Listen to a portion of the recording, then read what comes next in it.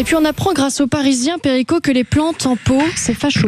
Oui, écoutez, à Besançon, dans le Doubs, la nouvelle politique de fleurissement de la municipalité est colorée mais parsemée de tensions. Plusieurs personnes ont tenté ce samedi 13 juin de déplacer des plantes en pot installées récemment par la nouvelle municipalité emmenée par Ludovic Fago, les Républicains.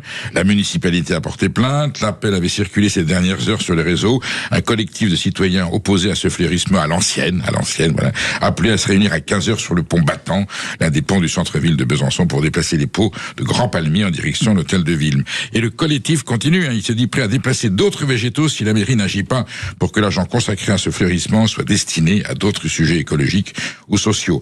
La question du fleurissement était une des promesses de campagne du candidat Ludovic Fago.